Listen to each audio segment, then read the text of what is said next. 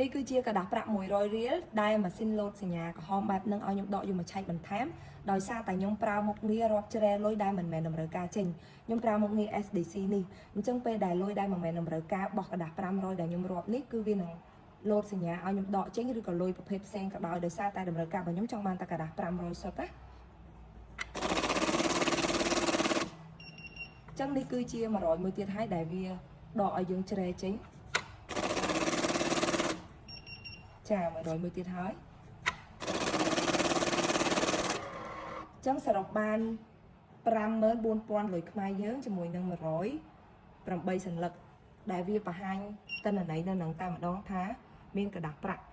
សរុបចំនួនទឹកប្រាក់សរុបនៅនឹងហើយបងប្អូនអាចថាច់មើល detail ថាกระดาษម៉ានមានម៉ានក្នុងនឹងបន្ថែមទៀតបានអញ្ចឹងម៉ាស៊ីនរាប់លុយស៊េរីថ្មីទំនើបនេះគឺវាអាចប្រើបានមុខងារឆែលុយចេញដូចគ្នាជាមួយនឹងប្រភេទ2ជាន់ដែរហើយបងប្អូនអាចប្រើចំនួនលុយចូលគ្នាក៏បានដែរហើយនេះគឺ model ថ្មី model PSP 9700 Pro អញ្ចឹងបើសិនបងប្អូនមានតម្រូវការរាប់ឆែលុយចេញហើយបងប្អូនចង់ប្រើ mode នេះក៏បានដែរហើយយើងអាចរាប់មកសរុបទាំងសន្លឹកសរុបទាំងទឹកប្រាក់ជូនតែម្ដងណាបងប្អូនចង់រាប់ចំនួនលុយចូលគ្នាក៏បានដែរខ្ញុំធ្វើការតេស្តជូន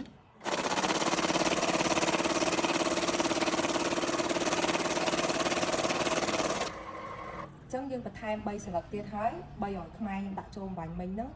អញ្ចឹងបាន111សន្លឹកអញ្ចឹងបងប្អូនអាចទៀងទាត់បន្ថែមទៀតបានណាហើយម៉ាស៊ីននេះគឺថាធ្ងន់មាំកម្មាំកន្លែងធ្លាក់លុយនេះទលាល្អ touch screen ក៏បានចុចនៅលើបេតុងក៏បានហើយរាប់បានច្រើនប្រភេទប្រទេសនៅលើហ្នឹងដាក់អូតូមកមានលុយអីរាប់លុយហ្នឹងហើយវាមានច្រើនមែនតើអាចភ្ជាប់នឹងម៉ាស៊ីន print ដែលអាចចេញវិក័យបាត់បានទៀតចាអរគុណ